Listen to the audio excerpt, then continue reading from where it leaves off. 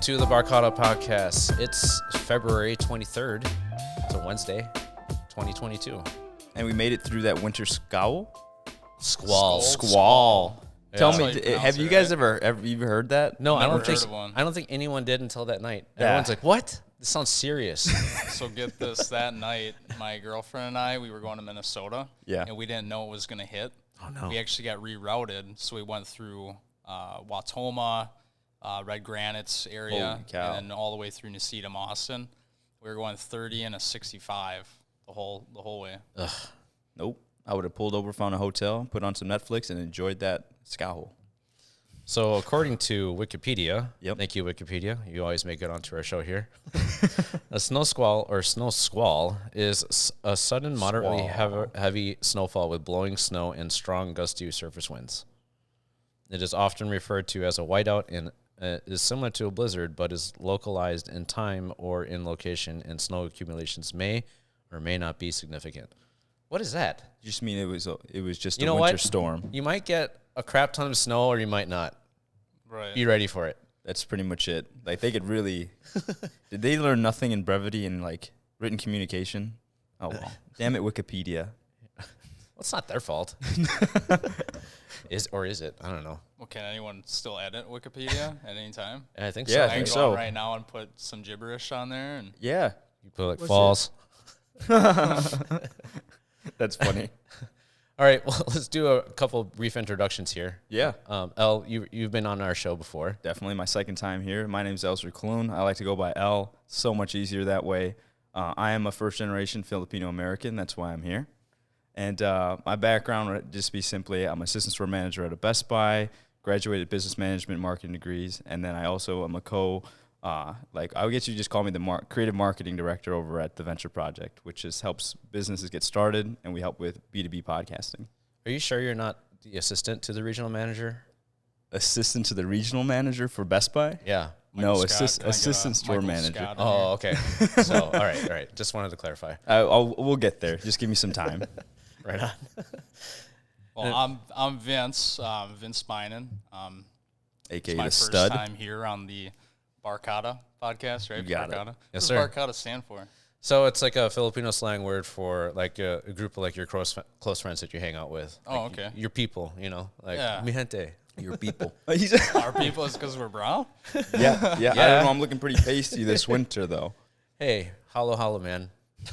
Hollow Hollow is amazing. Oh my gosh. You're terrible. Got a story for you guys later on the Hollow Hollow that Marlo has here in Manila and how we were eating it before. But yeah, a quick background about me. I do sales and finance at Bergstrom. I need a GM. So quick shout out to myself. I mean, if you want to Yeah, looking for a sweet dope ride. and you're looking for a dope ride, come see me. I'll get you the best rate possible. And yeah, that's Literally has deals on wheels. deals on wheels. Speaking of dope rides, when are you guys going to get that new EV Hummer in?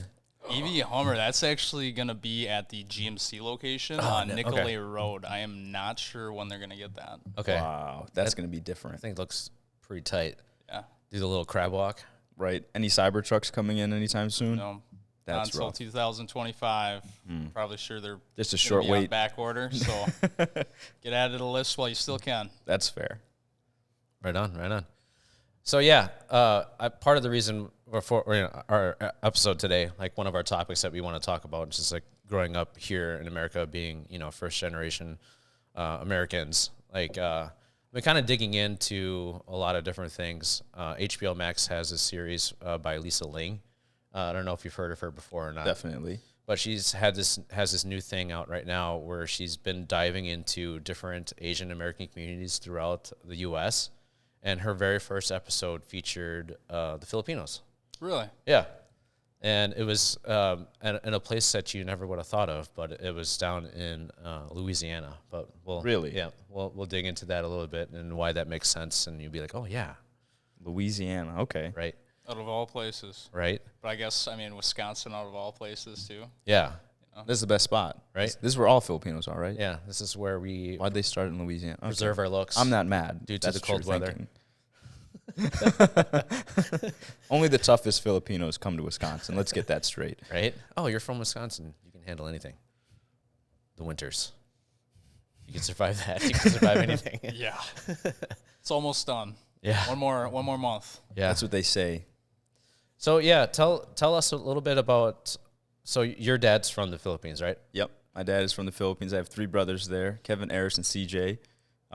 But I believe my family first came over to the States with my aunts. They came on a visa for being nurses. Okay. And then they were able to bring friends and family as well. So then my father hopped on a plane, came over here. And actually they own nail shops when they first made it here as like their second business away from their 9 to 5. So very entrepreneurial spirit, which is cool because Marlo also has entrepreneurial spirit. So do I over at working some other businesses downtown Oshkosh. So I think a lot of Filipinos in the area actually still have a very entrepreneurial mindset too. A lot of DJs, a lot of videographers I've met are Filipino as well.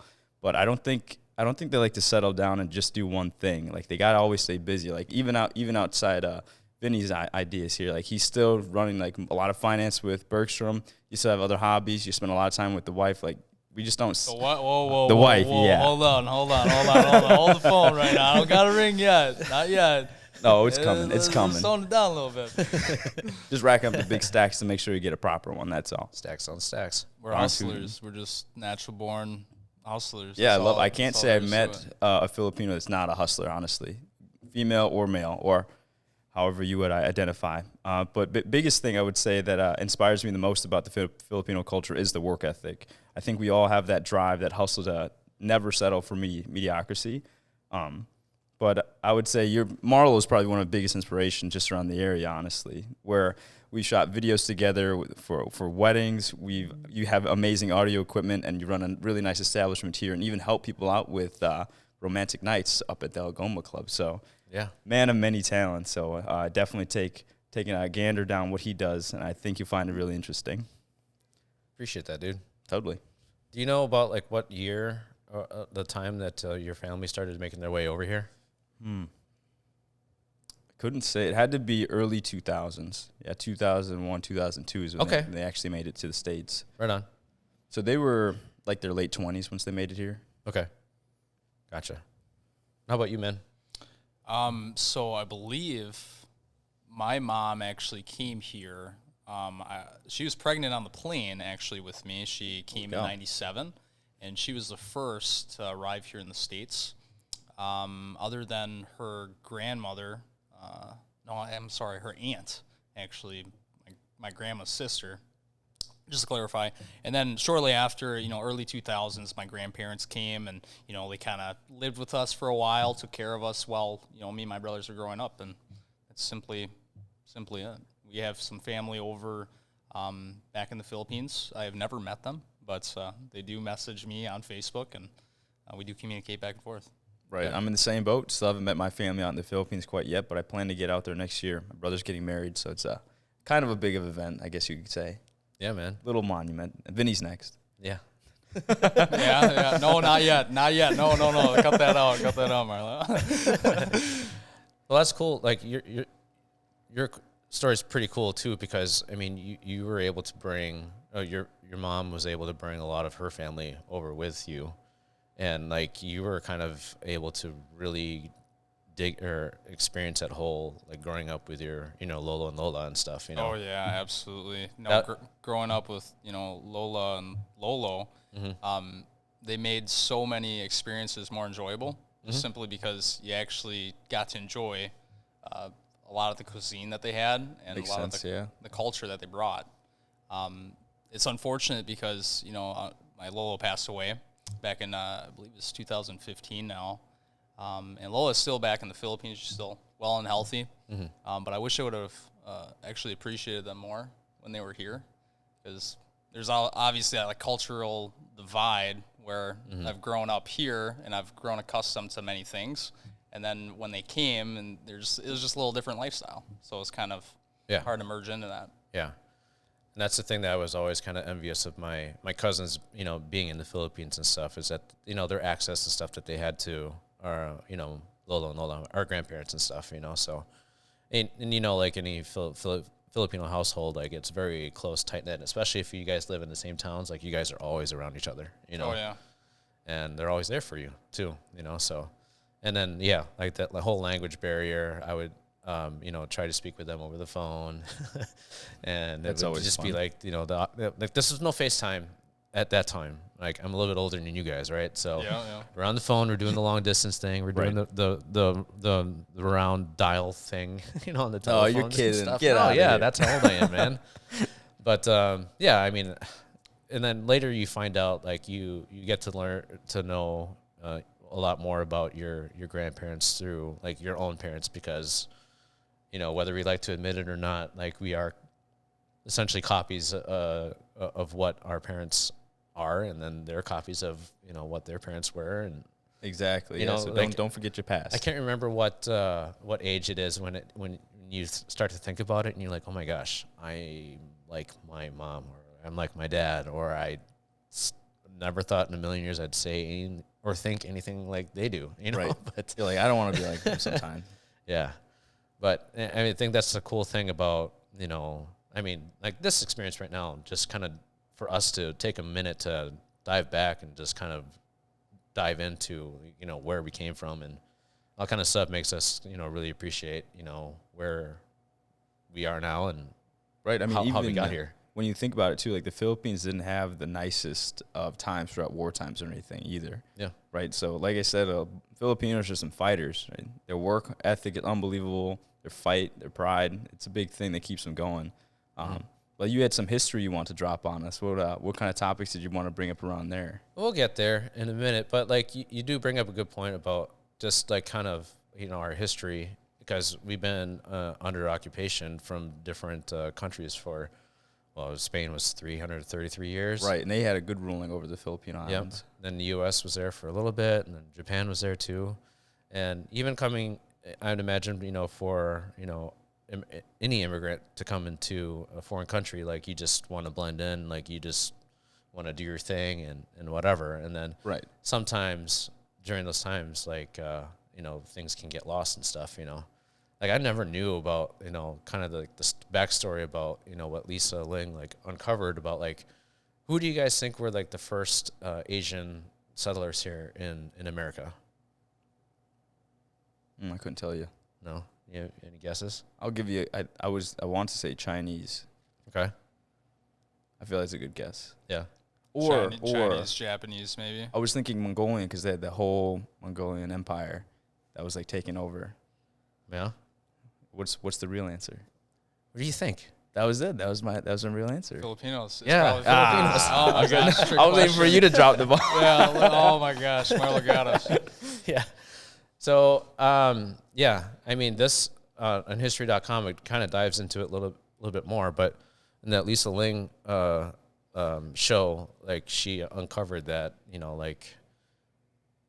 she didn't uncover it, but she shared that, the Filipinos were actually one of the first, if not the first, Asian settlers in America. Really? Because Louisiana, if you think back in history, was actually like a Spanish colony.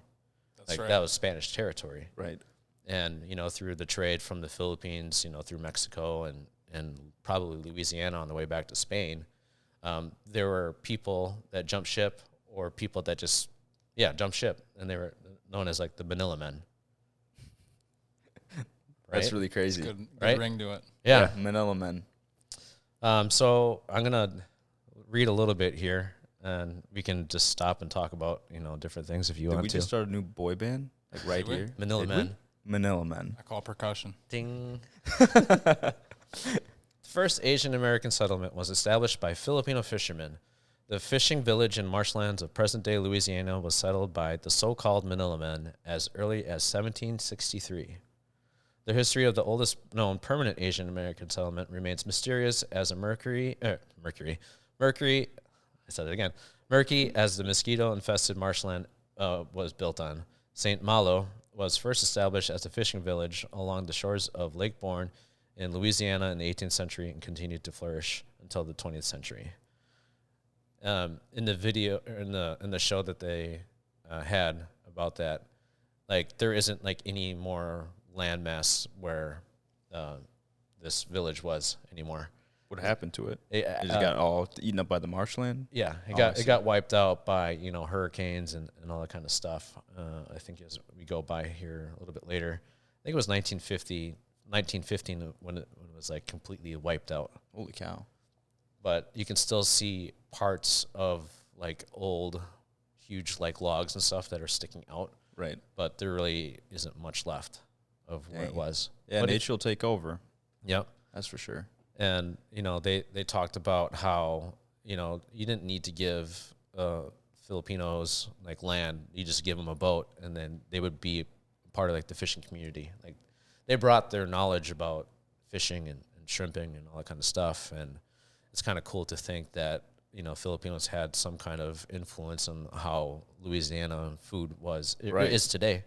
Yeah, you get some good soul food down there. Yeah. So did you know Filipino inspired? Sad. I've never been there. I would like to go. Yeah. Let's see. The settlement's namesake, Juan San Malo, was the leader of a group of Maroons, runaway enslaved people, who took refuge in the marshlands. True to the settlement's namesake, the Asian pioneers of St. Malo were the Filipino sailors and indentured servants who escaped the Spanish galleons in the 1700s. They were later known in history as the Manila Men after the capital city of the Philippines. I'm just going to go by Manila Man, not Filipino anymore. Manila Man. Yeah, they're like, and where am I? I'm a Manila Man. Yeah. What does that mean? Oh, well, Filipino, but I'm a Manila Check Man. your history. Yeah. You should really So then, brush up so on then that. someone asks where you're from, you could be like, I'm from Manila, man. Yeah, they're like, I like this kid. Get that tatted on my chest, Manila Man. That would be good. Next tattoo. Do it. Wait, do they have any tribal tattoos for the Philippines? Oh yeah, dude. I've never never like seen dived any. down that, but I think it'd be pretty cool to get. You've got one? I don't have a tribal one, but You I've, don't need to lie Have you to ever us. thought about getting one, Marlo? yeah, for sure. I just have to. There's different patterns and stuff that you can get that have obviously meanings and stuff. So Right. I obviously want to make sure that my meaning is concrete before. That's Yeah, fair. yeah. Yeah, I've only recently got 2 tattoos, one on my wrist and one on my ribs, but I didn't dive down the idea of like a good tribal because I'm Native American and Filipino, so I'm a mixed breed here. Hello, hello. Hollow, hollow.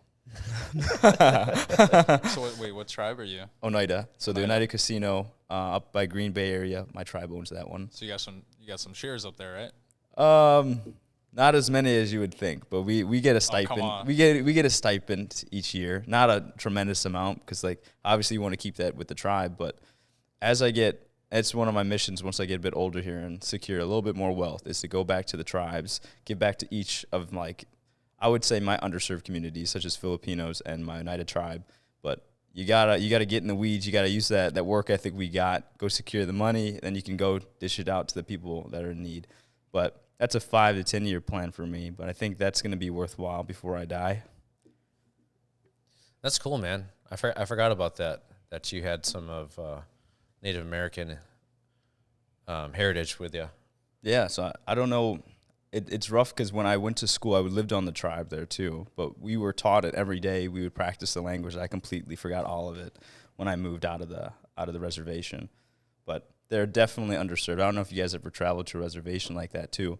But they're not. I wouldn't say they're alcoholics because they're alcoholics. There's definitely a big alcoholism issue around the reservation side of things. But you got to think of what happened to them. You had assimilation where kids would be ripped apart from their family and then assimilated to be an American. You can't speak that language, right? Otherwise, you'd be literally either killed or really tortured. So they're not alcoholics because they're just alcoholics. They've been oppressed for so long and then still had no support even after whatever their purpose was to take care of or like do that to them. They had no support on there. So I keep my mission small throughout my days, my months, but the bigger vision is to give back to these communities in some shape or form before I die. That's cool, man. Very good. Yeah, it's to have that kind of perspective too. I'm sure you can relate to how things were, during the times when Spanish took over the Philippines. Right. Very much the same, right? Like you're just fighting for land and territory, and you have to do things our way or face the consequences, right? So Yeah, that's where I always think of, like, when you think.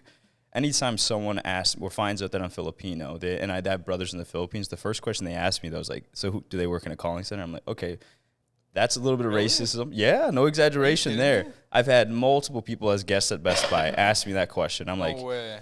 even a friend's, I won't say names on there for it, but one of my friend's grandma first meets me, right? And I finds out I'm Filipino. They're like, so do your brothers work in calling centers? I'm like, ha, ha, ha. One of them does. Okay, shut up.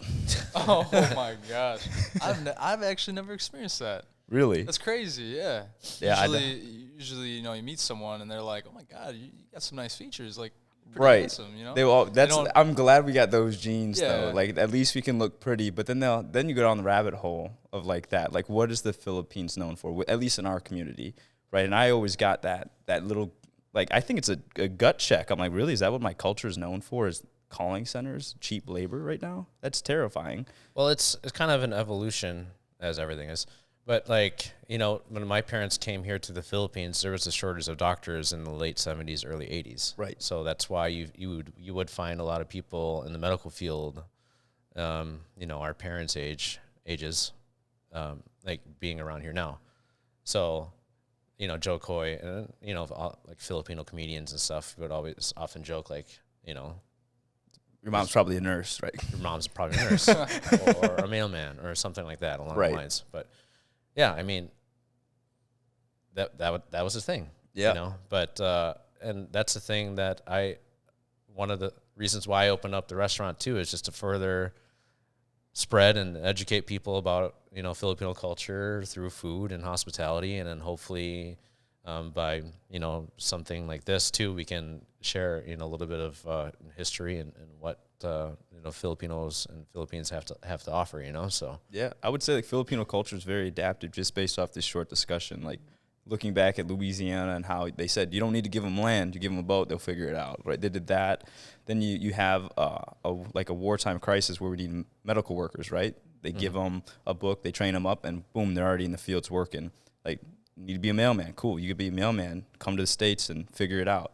Very adaptable.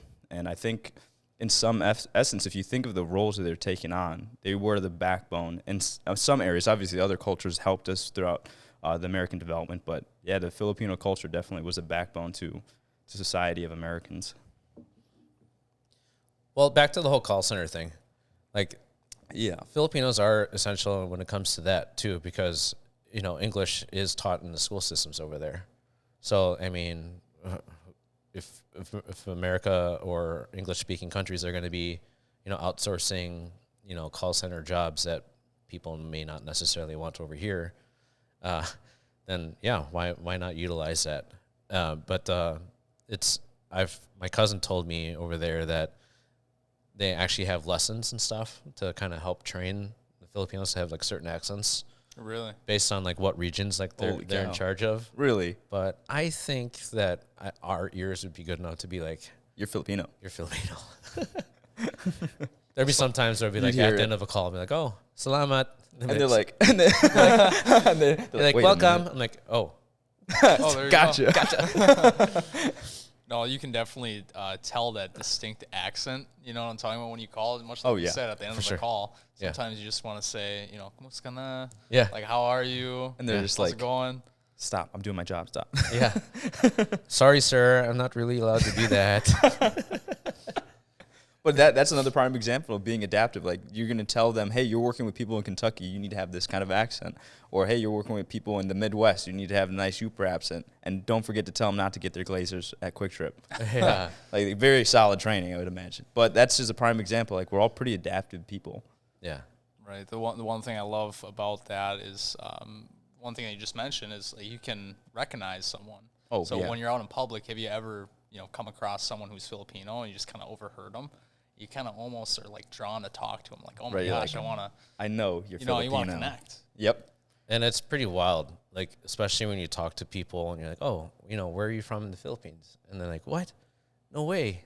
My so-and-so is from there too. Or, you know. Right. It's always a small world. Yeah, like Always. your mom and my family, right? They're from like the same area in the Philippines.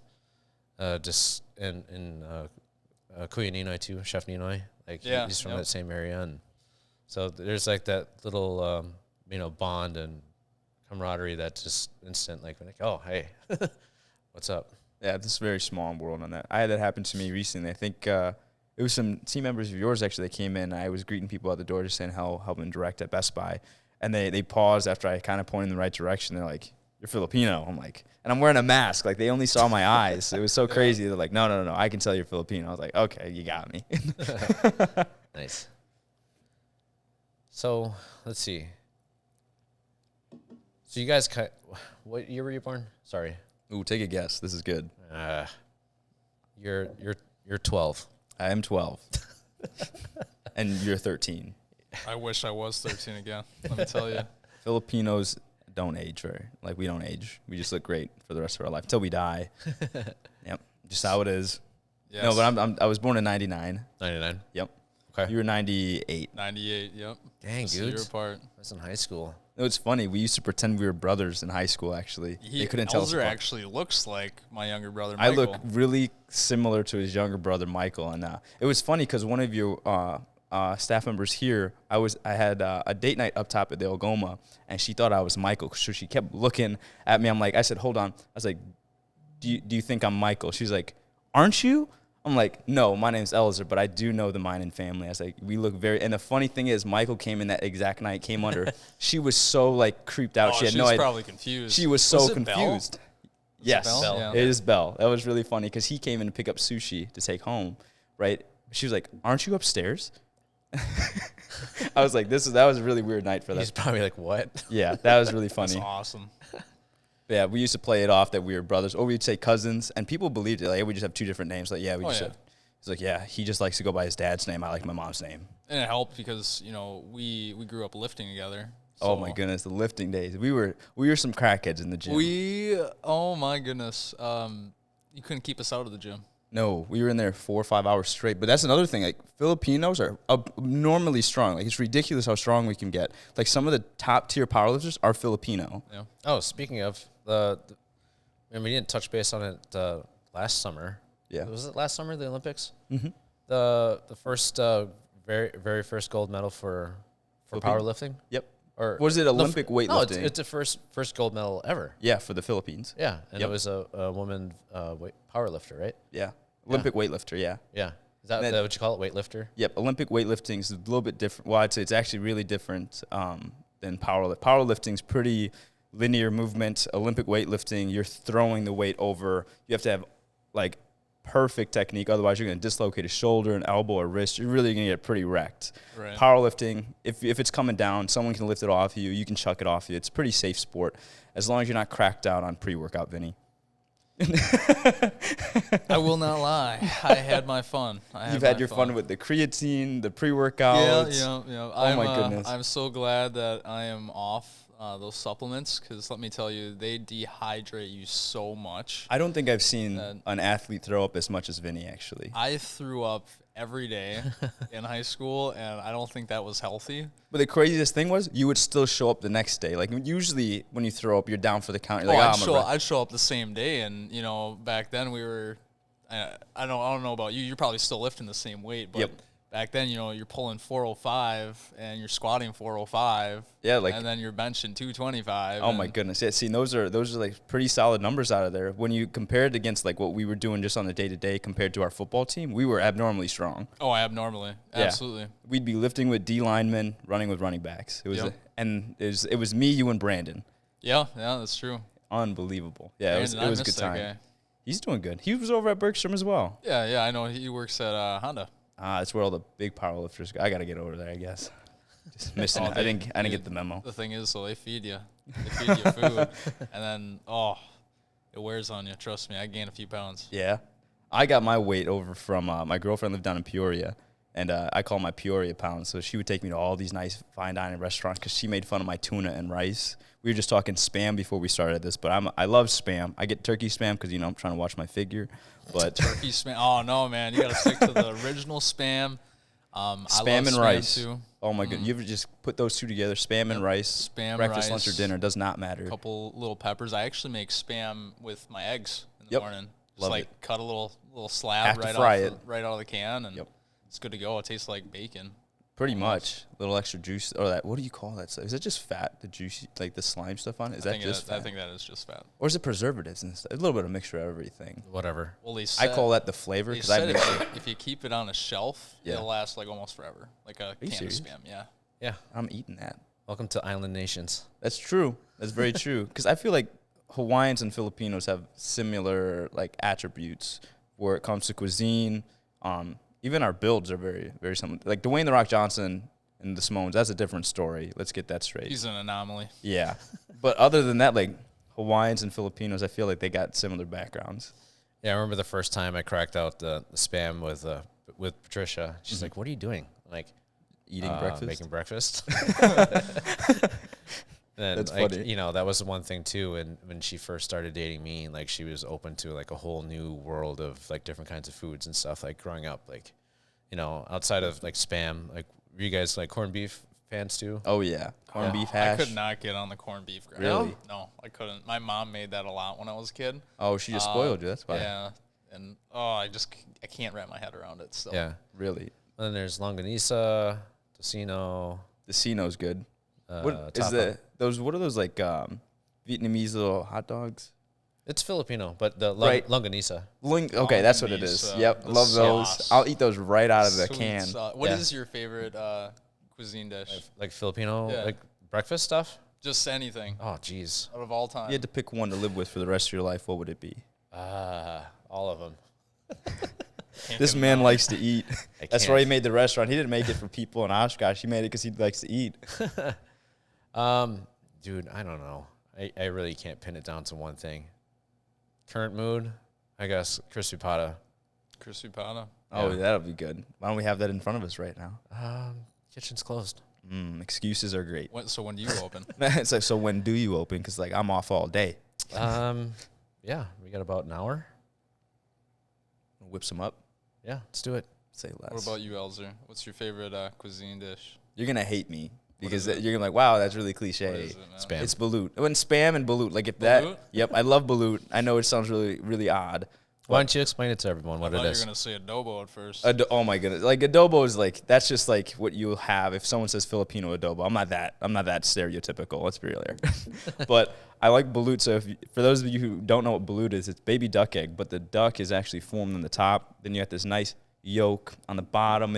I just call it the rubber butt because it's literally really rubbery. But you literally put some salt on it, and it just has a nice texture to me. I have an issue with textures, so like I can't eat peanut butter and banana sandwiches. Very weird texture to me. But for balut, for some reason, I can just eat a whole baby duck, right, with the beak and all, nice yolk, and then the rubber butt is what I call it. And it's just delicious. You put some soy sauce on there, you mash up the bottom part, put it in your rice. And yeah, it's been a while since I had Have a it with little a beer. balut, but I haven't had it with a beer because I'm not a big drinker that way. But I have 12 years old. I'm 12 years old. I like to remain sober at 12. And yeah, I haven't had it with a beer yet. It's good, man. And you know, that's one thing I think that people who don't know much about, you know, Filipino food. That's one of the things that they associate Filipino food with. Balut. Yeah. And it's like there's so much more to There's Filipino like food lumpia. than that, you know what I My mean? goodness. Lumpia. I think my favorite dish is probably menudo. I love menudo. I think I've only had that once, so I can't even recall what it'll taste like. It's so good. It's just kind of like American stew almost, with cut up potatoes, and I mean you can make it so many other ways. But the way I would love for our next podcast just to dive down like the food, like where did the dishes come from, and who knows, maybe some of like Louisiana's cuisine was really influenced by like how Filipinos cook, Yeah, maybe. and Popeyes actually was derivative of it. Popeye Filipino. No, I wish. Probably not. Love my chicken from Manila. They didn't have the brown pencil when they were sketching them out. Oh, that makes a lot of sense actually. No, but like the shrimp boil and stuff, it's very Filipino, you know. Speaking of shrimp, like that was all my dad would eat. We'd have shrimp more than we would have rice, I would say. Sure. And we'd cook it on just about anything. There was one time our electricity was turned off, so we couldn't start the stove. But we had this gas heater, right? We had an actual flame in it, and basically had a little fan that kicked the heat out in the garage. My dad slapped a pan on top of it. The flames just like hitting it. I'm like, are we really about to cook shrimp on a heater? He's like, yeah, get the butter. I'm like, I gotta get the butter, I guess. Slap the butter on there. 30 minutes later, we had some shrimp, and we were just eating in the garage, freezing our butts off. This is midwinter, too, so that's the worst time to actually have your electricity turned off. But Yeah. darn Filipinos are resilient. You find a way, man. You gotta find a way. That's true. How about you, man? What are some things that you remember growing up with, your family, like Filipino dishes that were just like, made at home? Oh my gosh, tocino. Tocino. Tocino's so good. The only critique I have for my mom and my Lola Ooh, is be careful. They never use the thermometer. Like, Oh, sure. You know what I mean? They Yeah. never use the thermometer to Right. cook the meat. So you bite into the tocino, and the sauce is really rich and delicious.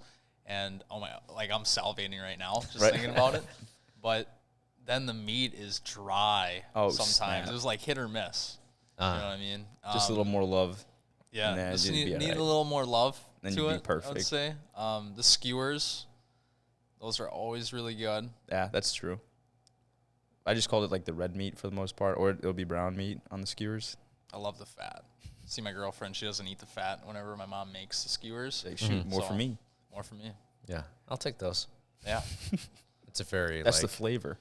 a girlfriend wife thing. Be like, you can take that. Like, okay, Why are you wasting? yeah. more for me. Exactly. And speaking of wasting, sisig, that's how it originated before. Back when the U.S. military were in the Philippines, obviously they would use every single part of the pig except for The head. the head, the cheeks, the ears, or whatever. Right. But we don't use that here at Manila. But that's how kind of the start of sisig began. You just kind of put everything in a pot so you don't waste it. Yeah, That's crazy.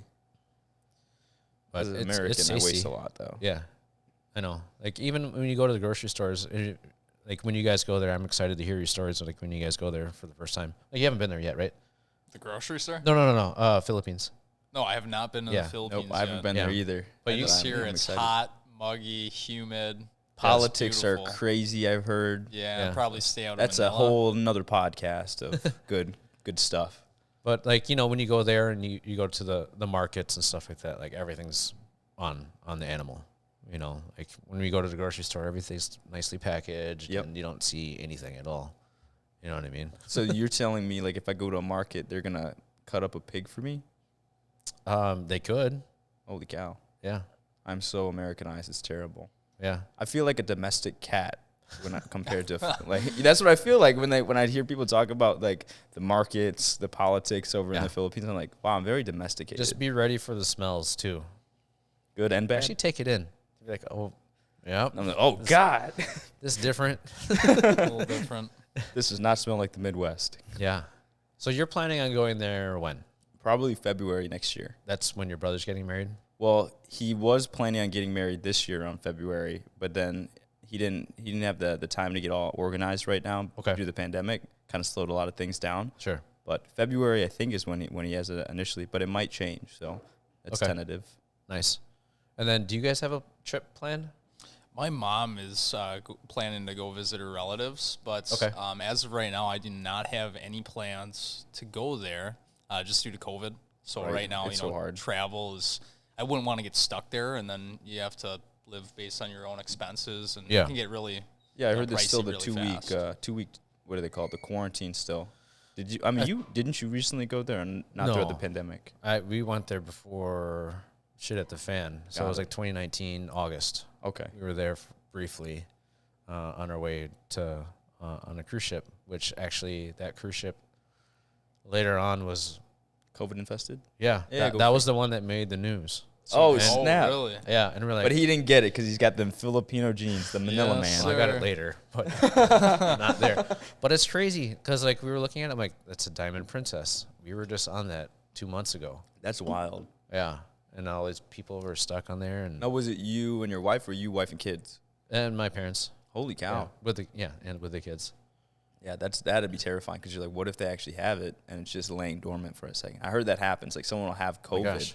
and then I don't know, it'll just flare up. Like you'll be throwing up. You get the what do they call it? The vertigo, and then you just sat down. You got to rest. And just imagine if you had the pneumonia. Oh my gosh! After that, and age gaps too. At first, I heard like age was a big factor into it, and then probably 3 months into the pandemic, they're like, "Yeah, age doesn't matter." I'm like, "Oh my God, what is this?" I thought it was an Ebola crisis over again. Crazy times, man. Yeah, We're still here. I know, Yeah, we're still here, still fighting 2 through years, all this. 2 years later down the road. I feel like I jinxed it though, because probably 3 or 4 months prior to COVID, I was like, dang, I was just thinking, like, we have a soft generation. We haven't gone through it. Great Depression. We didn't go through any, like, Way to Black go, Plague. I brought that upon us, and I'm sorry, but I'll take all the fault. That's okay. For all of you who made it through it, proud of you. For all of you who don't, please rest in peace. That's why I think history is such a very important part of just thing for people to just understand. You know? So you look, it's been 100 years since the last one, right? Well, roughly. Something along those lines. But even those people, like, when you think through it, one of our grandparents have been through Great Depression, plagues, wars. Smallpox, wars, and then I'm complaining because my internet's only downloading at 100 megabytes per second. Like, I'm a spoiled brat. Let's be real. So I thought it was a good gut check for our generation, though, to go through a pandemic, see this. I wouldn't call this hyperinflation at 6%, but it's some high inflation. You got a high market for the real estate industry, or the market there. But the market everywhere, man. Everything's hard. So I think it's good because, like I was saying, our generation was getting pretty soft. Like, literally, you and I would literally just have to wake up, you just go to school. After school, we go to play football. If we went back in time, 2015, 2016, right, when we're still back there, I mean, for you, 2017 even, right? Yep. In a couple of years down the line, you'd think everything's cherry. You have a job, white picket fence, everything's good. Right. But here we are, so we're still hustling and making the most of it. But some people out there are kind of having some hardships. Yeah. I have had some friends who have unfortunately lost some jobs. That was that. Yeah, even through the pandemic, that was a good test of leadership for me. At that time, I took on assistant store manager, which is my current role as well. I stepped down after the pandemic, but during then we had to furlough about 25 people from my store alone. We had to fire just because we didn't have any bandwidth or actual labor to spend. I think we fired 4 or 5 people. It must have been hard. It's difficult. Like, I didn't have to do the full firing of it, but I was in the circle of the discussions of it. Chris, our GM, hell of a leader, mad props to him, literally went ahead, took care of that, headed that operation. I was like, when you wake up and you go into work, after you're seeing these people more than you see your family, you're like, holy crap, they're just gone. Like, it literally feels like they're dead because you're so used to seeing them literally 8 hours a day, sometimes if it's a longer day, like 10 hours a day, and then they're not there. I mean, you can still message them, but it's not that same camaraderie. It's like when I left Pizza Hut. We used to do crazy stuff at Pizza Hut. Oh, Pizza Hut was Those were good times. It was really, really good times, especially for high schoolers. But when I left and I went off to Best Buy, then I was like, well, I don't get to see these comrades anymore. Like, we don't get to horse around or fight nights sometimes. Like, we don't get to do any of that. And it literally felt like a whole chapter was just cut off. So when people work with me, I'm a very loyal son of a gun. I think this runs with a lot of Filipinos in that essence. But like you're saying, tight-knit families, I think that transcends right into the work environment too with us. So, like, when I lose people on my teams, I get dreadfully sad. Although, like, we're fearless leaders when we're in these positions or anything, but I'm a human being. I have emotions, and I do love my teams that I work with. Like, for instance, if I lost you, right, and I woke up and, like, Vinny's dead, I'd be like, what the fuck? And, like, just mad. I'm upset. Like, you don't know how to digest that. And right. I think it's a good thing to have, though, because that'll fuel you. I think there's a lot of fuel that comes from that kind of emotion. Right. That's why I value time so much now. Time is, like, the biggest asset that I have. Right. So make every moment, memorable. And if you're doing something, make sure you're doing it efficiently. True. Otherwise, what are you doing? Yeah, speaking of changes, and you guys are both Spartans, right? We are. Yep, we are. Dude, that whole Tyrese Halliburton trade, to from Indiana. Sacramento Oh, my to Indiana, gosh. I think everyone actually, was shocked, man. Here, hold on. I actually sent Sacramento a message What'd on you send them? Instagram. Did you really? Yeah, Snap. I did. Here, let me see. Let me pull this up once. Were you guys there when he was playing ball there? Yeah. Yeah. Yep, he was an underclassman. I used to train him in weightlifting because he wanted So- to get bulky. That was always his downside. So Yeah, we hung out. I have an old picture with him back in. I made his first training program, and we were in Subway. So for some reason, I thought that was the best place to meet. So I was like, and I took a picture with him. I'm like, I need a picture with you. He's probably a freshman in high school at this time. Okay. I was like, but I know you're going to be fucking big, right? He's like, yeah, whatever, right? So I keep that picture just in my phone. I'm like, yeah, I knew it. I called it, but I think I think everybody called it, though. Let's be real here. Yeah, he had some mad talent. That kind of speaks to how he is as a person, too, right? Right. You know, like, never too high, never too low, but just kind of, he's there. He was just a great individual. You know, I mean, just seeing his dad and his family around the school, it was a norm. I mean, they were a big part of the community. His dad was a ref, coaching, Y basketball, and he brought the energy too out to those games. Brought he was not your basic ref. Oh my goodness, he'd fire both teams up. If you had a good play, yeah, he'd be screaming for each team. There was no bias on that, unless his son was on the court. Then you already know. Yeah. But the second you saw Ty step on the court, the leadership was right there. Right. It was always there. And unfortunately, he got overshadowed in high school by Jordan McCabe and a lot of the other guys. The guy that went to the Tyler Hero. Tyler Hero. Yep. But Tyrese's numbers. I mean, he played with the best of them. He just wasn't noticed, unfortunately. But now, it's a different story. A little clout on the name. But I mean, just before the trade, like they retired his number at North. Yep. And his whole squad was there with him.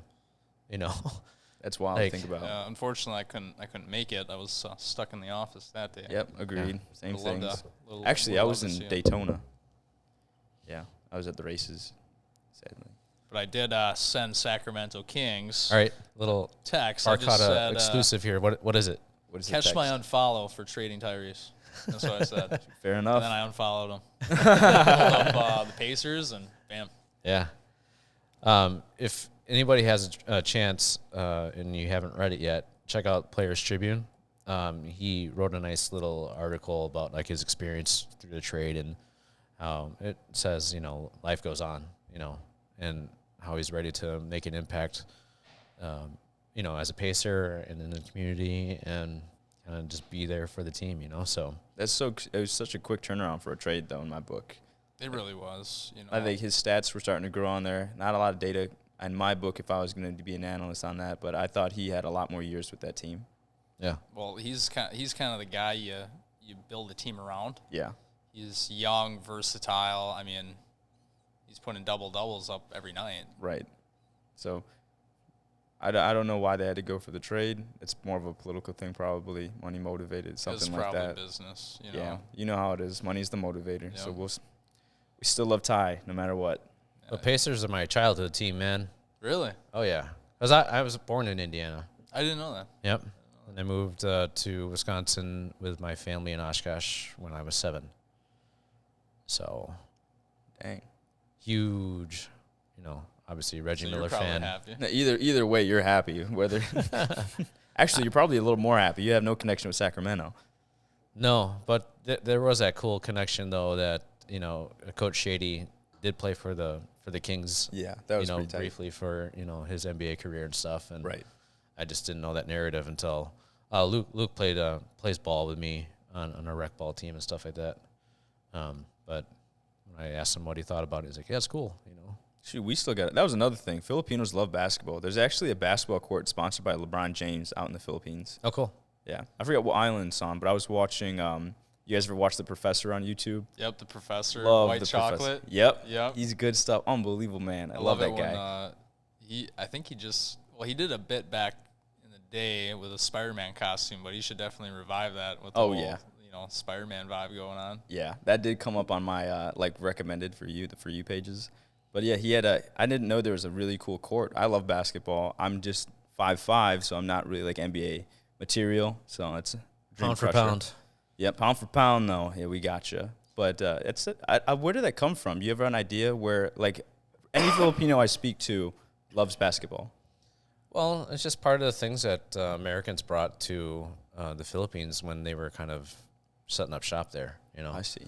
Baseball was another sport that they were trying to get going, but it never really took off. I'm not a big baseball fan. Love that it's like America's pastime and stuff. For sure. It's not to me, it's not a very interesting sport. I know. I don't know about you. I can agree. I can agree with that. I just do not get fired up about baseball. Growing up, you buy some Yankees caps, and you're like, oh, Yankees. Just joining the pop culture. Right. Sort of deal. But, yeah, well, you go to a couple Brewers games, it kind of gets old paying $8 for a beer. Yeah, that does. Real Tailgate fast. before you get in there. It's a good time. One sport I wish would have taken off earlier on would be soccer. You know, Really? like I did play soccer my freshman year. Dude, in we're high built school. for that. You know, We are. We got these little feet. Not like we all have fast. pretty small feet. I'm not gonna lie. We are pretty Yeah. fast. Quick, Yep. Pretty quick and fast, yeah. and you don't really need much out there to get going. You just need a soccer ball. Yeah. You know, You have a wall. You but literally could just if be you cones. are anywhere in the Philippines, you're gonna find a basketball court. Yeah. They're around. I told you. That's what I just saw that ingrained in the culture is basketball. I wonder when that was initiated because it is an American sport. Actually, I think it started in Canada. It is. It did start in Canada from Yep. a YMCA guy, and then it grew a bit. Yep. I would love to hear the history behind how it got to the Philippines. That's crazy. Let's do it. You brought up basketball. Every Sunday we play basketball, the Bergstrom team. Mm-hmm. And Nina at the Y, it's an open court. No one's ever there. Right. No one ever really goes to the Nina Y. I used to go there all the time because of that slide for the pool. You play now? I play now. We try to go as much as we can. Nice. But we just started, so there's it's 3-on-3. Oh, dang. Okay. You Trying to just go. send me an invite. I will be there. Yeah, you wanna come? Just Yeah, to say, absolutely. if you need some numbers, we got the Manila men here. Yeah, we got all the Yeah, Manila get men. some Manila Let's men. throw We- it down. See, we want to go and get a full court Yeah. game going. Yeah. Let's do it. I'm not sure if my manager Dan Gassis can take it though. Oh. But no, he's Shots good. fired. He Shots he has a fired. beautiful shot. But Not when the Manila men are on the court, though. Get I don't swatted. know. He makes fun of my shot. My shot's pretty ugly. I don't know about yours. Mine, I definitely can wear someone down, but I will not be able to shoot on them. That's for sure. Just keep coming back. Give you some context of how my basketball kind of developed. My brother's 6'4". We have two different dads. What? So I had to get a nasty hook shot. Yeah, so I had to literally had all my hook shots, and I was nasty resilient. I would wear him down. We'd play 20 games, 30 games in a row. No exaggeration. To what? To 20, 21. We played a hustle. We played street ball. Like, if I'm bleeding, he's bleeding, right? No blood, no foul. But we also said mama didn't raise no bitch. So we would just keep going and going, and he would just hate that I just keep coming back and back and back and back. And that was probably, I instilled that in myself at a very young age, and I think that's the only way you're ever going to get successful. It's just being nasty, resilient. I think that's the Filipino blood, to be honest with you. Yes, sir. No, I'm excited for you guys to share your experience. Once you guys are finally able to get over to the Philippines and stuff. I think with the age that you guys are at now, you'll have a tremendous appreciation for everything. Yeah, I have You know what I mean? to be honest, I have no ideas yet. I was talking to my brothers to give me ideas of what we should do, but then I was like, well, I literally just want to get out there, and then you just take me where all the cool things are. Yeah. And then maybe I eat. can surprise them. I'll Google something when I'm there and then take them to a cool resort or something like that. Just something, I don't want it to be too planned. If it's too planned, then it just seems fake.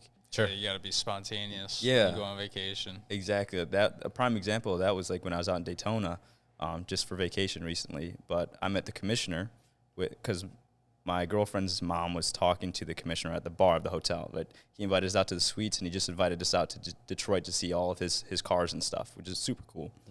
And then I snuck onto the racetrack during the race, met my favorite racer. If I planned this most likely would not have happened, right? But I was at the race. I snuck into behind the pits and everything, got a picture with my favorite racer. That's awesome. Who's Yeah. your favorite racer? His name, he's an Asian. He's Japanese, actually. Actually, I don't even know how to pronounce his name on there. But he races Cadillac Alley. That's the car that he runs on there. But he was literally leading the pack, I'd say 26 laps in. And then we got, they switched between four racers throughout the 24-hour Rolex. We got Jimmy Johnson, who's a NASCAR racer. He spun out on us while I was sleeping because it's 24 hours. I went to bed, I woke up, and we were 21 laps behind from first place after that. I said, what the hell happened? We did some review. And Jimmy Johnson spins out on a right turn. I said, well, that go figure. He's a NASCAR driver. Can't turn right. So that was very upsetting. But I'd say if you ever want to go check out the racing, I don't know if I still have the picture with them, but you hop on the Daytona, what was it, 24-hour Rolex. You're gonna see his picture up there because he won last year. Excuse me. What's his name? Let me pull him up here. Akinori? Mm-mm. Let me pull his image up on this one. I think I made an Instagram post for it. Man, that's awesome. Being your favorite racer. Yeah, I would say, like, just be spontaneous, and don't be afraid to put yourself out there. Be courageous. That's how I met, like, my good friend Aaron Armstrong, actually. I used to sneak into his meetings.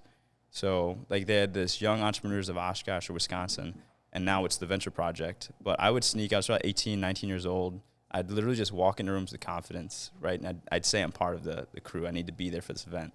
Did it for Amplify Oshkosh. I did it for Young Entrepreneurs of Oshkosh. What else was that I sneaking into? Oh, the Herds meeting, because I wanted to meet Jesse Smith. I snuck in there, said I was part of the marketing team. I'd say just be confident. It helps that I'm tiny. No one really suspects anything from a tiny fella. Pretty easy to hide.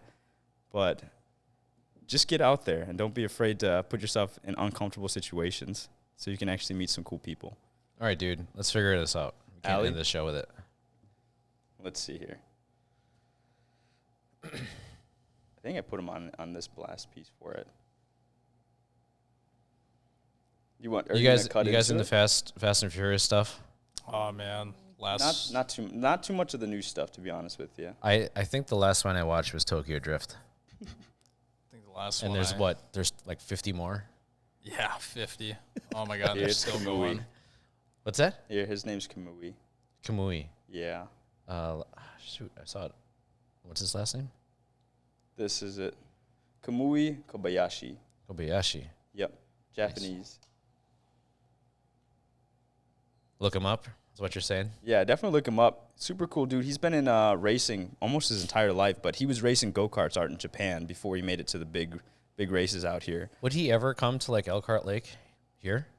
I don't know. He usually races on the Indy tracks. He started because he's pretty tight with the commissioner. They said there might be, there's most likely going to be him in the 500 because he's been hanging out a lot with Jimmy Johnson. Okay. So they're all in that racetrack area. And I got to say that it's the energy there. Like, you'll see it on TV. It seems crazy and everything. But when you get out there, way more fun. They let you go just about anywhere, I would say, like before the race starts going on. So you can step on the track. It's literally slanted like this. So you're like sideways. The museum's only like $5 to get in there. So you can see all the history of that racetrack. So you can get out to Daytona. It's pretty inexpensive for everything inside that area. Tickets out there, depending on the season, just get out there. If you're not into racing, it really doesn't matter, right? But if you like to see expensive cars, meet really cool people. Like, we met people from Madison, Wisconsin, actually, in there. Really? Yeah, and I was like, it's such a small world because we were just walking up the strip. I was picking up cigars and stuff. And with the guy that checked us out, he's like, wait, where are you from? I'm like, I'm from Wisconsin. He's like, no way. Come out here. Takes me out to the patio where these people are hanging out. They're like, where do you think these people are from? Like, Wisconsin. Like, what part are you from? Like, Oshkosh. They're like, we live in Oshkosh. I'm like, get out of here. They're like, no, but we live in Madison. We lived in Oshkosh. We live in Madison. I was like, what are the odds that you're all just chilling out here at Daytona and we're all picking up cigars? Is that our culture? Cigars and racing? Some areas. Some areas. I know pretty much anywhere you go, you look around in a crowd, you'll see like Packer. Oh, yeah. When I lived in Georgia, Packers were a big team out there for some reason. But they also have the Georgia Bulldogs, so the symbols look pretty similar. Looks the same, yeah. Yep.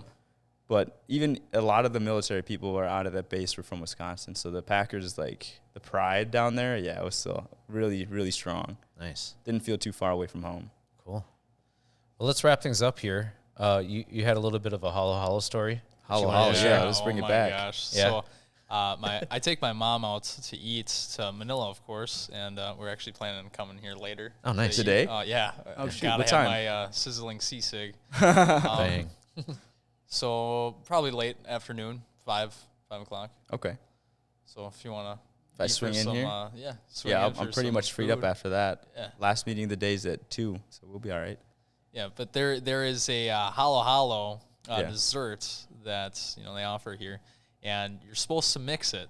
Well, I was eating it individually, piece by piece, and I was like, Mom, this does not taste like halo. I was like, do I tell Marlo or do I have to criticize this? Yeah. I don't know how he's going to take it. And then my mom's like, well, how are you eating it? And she looks, and I'm like scooping up the ice cream, and then I'm scooping up what's all in there, Marlo? Like the jellied fruit and like the jelly beans and stuff like that. Yeah. Yeah, I'm You're eating supposed to them mix it all just together. one by Yeah. one. You're supposed to mix it. So anyone in the future who doesn't know, mix it first. It'll taste amazing.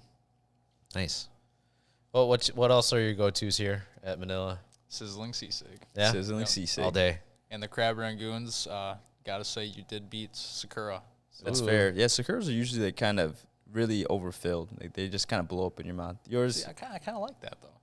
really, but I like just the hint of what is it? The cream cheese inside of it with a Yeah. nice crunch. Nothing overwhelming. That's my favorite. Rock. Yeah. How about you? I know you said it before in previous shows, but Yeah, I always forget the name of it though. I literally just kind of point to it on the menu. But it's the chicken that's fried on the side, like super deep fried, is it breaded or not? breaded. Okay, so chicken katsu. Yep. Yep. Slap that on there. Or if it's a really nice romantic night, rent out Goma Club. Get the smorgasbord lovers dish. Oh, the boodle. The boodle. What's your rate, Marlo, for the Lovers Club? You just gotta reach out to him and make sure it's a special night. You just gotta. It's more of a talk to him on it. You got Like some you- plans in the near future there? Yeah, wedding. I think I do. Proposal? No, not yet. Not yet. proposal? I gotta engage this girl first before we plan all that. So Are you gonna pull the Michael Scott 3-year salary, right? 3-year salary. Yep, 3-year salary. And But actually, there's levels to that situation too. He has like a limo, right? You got that helicopter ride. Like, there's different packages you can buy for it. Gotta throw on the 21 Jump Street. Doves flying out Oh, of the 100%. box. Yep. Marlo just does it spectacularly. we'll hook it up. Let me know when you're ready. Yeah, sounds good to me. Yeah. I've got me a game plan for my 1 year anniversary. What's your game plan? I can't tell you the game plan. Why? He doesn't know yet.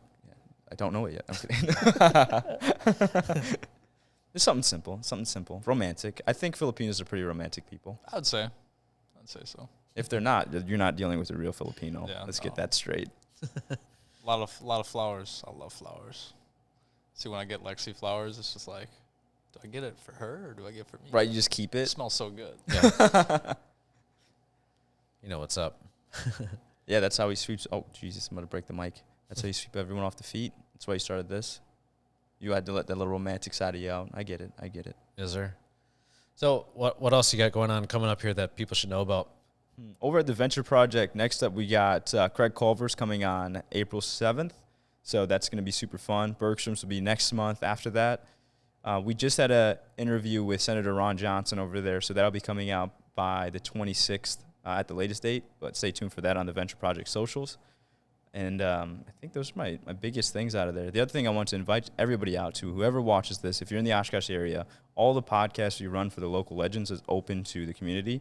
So whether you're a student in high school, college, or a big member of our community, just come in when you see those dates posted. We'll send out newsletters, or you can reach out to Marlo. He'll be able to kind of relay any information. Chamber's a good source too. Because Exactly. They help sponsor it, right? Yep. So the Chamber is our partner in crime with that. So just stay tuned with all their information. But if you're just watching this, you don't know the Oshkosh Chamber, you don't know any of our social media, just check out the Venture Project on Instagram or Facebook, and we'll keep you all up to date. Ask for L. Ask for L, little OL. That's me. I think, yeah, those are the coolest things that are going outside of there. Trying to think if there's anything else that we have coming up for the Venture Project. The other thing I was going to say, if you guys have ideas for like niche markets you'd like to learn about or anything, because we're trying to help all the community members understand. We have stuff coming up for the metaverse. We have stuff coming up about NFTs from our members that we have on there. But if there's something you guys want to learn more about in a niche market, just send it our way, and we're going to find an expert in the area and get them on either the Local Legends or on the Rundown podcast, so we can kind of help keep you guys up to speed. Nice, man. Yeah, we have a lot of fun at the Venture Project. You got to check it out. And I know Bergstrom's got some stuff throughout the year, right? Like their biggest thing is like June 3000. Yeah, we got the June 3000. We raise lots of money for different things and different opportunities. Mm-hmm. When was is it Ride for a Cure or something like that along the lines where you test drive and you guys donate some money and stuff? Yeah, Ride for a Cure. Ride for a Cure. Breast cancer. I'm actually wearing a bracelet right now. Oh, Nice. Drive for a Cure. Drive for a Cure. Nice. That's what's up. So where can they find you? Like, are you you sling cars? Like you can get some people some new whips and stuff. Yep, So absolutely. So if you want to come by, visit Nina GM, especially if you're looking for a brand new ride, better place your order now. Most of our brand new inventory is pre-sold. I would say almost 80% of it. wow. So get your name on a car, and you can probably see it by May, June. Wow. Not It's too tough. bad. Like we were talking about, a tough market out there right now. So Yeah. It is a very tough market. get those deals on wheels with Vince. Visit Vince. Deals on wheels. But even if people are looking for something used, like you have access to all that stuff Oh, too, yes. right? Yep. We'll have access to the full pre-owned inventory. Obviously, it's up to the discretion of each individual location. If you were looking at a different car at a different location per se, let's say you want something from Oshkosh, we can have anything transferred in for your convenience, or vice versa. I got my car from Bergstrom. True story. From him? No, from my sister when she worked there. Your sister does work there. Okay. We'll let that pass. Yeah, I'm sorry. No, it's all right. You know what they said? I Family, understand. friends. It goes I family, understand, friends. I Everyone knows understand. that. Family, friends. I thought you guys were We were brothers. Seniority then. That's true. Seniority. Is she older than you? I don't- When's your birthday? Because hers is coming up on the 24th. January 9th, 98. Yeah, she's older than you. Yeah. Well, No, would I 98. be- Nope, you're older I'd than be her. older. Sheesh. What's it feel like to be a geezer? Feel old. How those knees holding up? They're all right. I take my fish oil every day, 3 times a day. I actually got a pill on me right now. For That's my next terrible. meal. You sound like a geezer. Nice. Well, love to have you guys back on again sometime. Definitely. Yeah, I think absolutely. our next topic should be around the cuisine. I think this will help kind of understand gotta get, everything you got going on in Wanna here. talk food. I want Chef to talk Ninoy food. Should but come. oh yeah, I think what we have to do though is at the end of that podcast, we got to have some food ready for us. It's the only way we can do that right. Okay. Deal? Sure. It's gonna be on camera when you shake me, so we got to make that happen. There it is. Next one, we're gonna have some food on here. We're not just gonna do we're gonna do some stuff that's not on the menu. Ooh. We're gonna explore some like of a our secret- horizons here. Secret menu? Could we do it at like the counter up there if we got enough light? We'll do something, yeah. We'll figure something out. It'd just be fun just to dive deep into cuisine. I'm gonna find something that'll be out there for you. I love it. It's gonna be like scorpion on a stick or something. Jesus. I know we're wrapping things up here, but Yeah. I love those videos you make, Marlo. Yeah. When the new drinks of the day. Oh the my god. specials and Yeah, stuff. when You guys just want to go assemble get it right oh, when yeah. you drop some. I'm like, I oh, really, like every time I see it on Instagram, I'm like, man, I gotta go in there. I gotta Right. have a Nice. drink. all my paychecks are coming to Manila. Just start working here, man. Just gotta start working here. I'll be on the media side. That'd be super fun. Get some deals on the food. Oh my god. Don't tempt me now. Then you get to hang. Be on the other side. Make some money instead of spending money. That's fair. That's fair. I reel it in with spending. Yeah. Right on.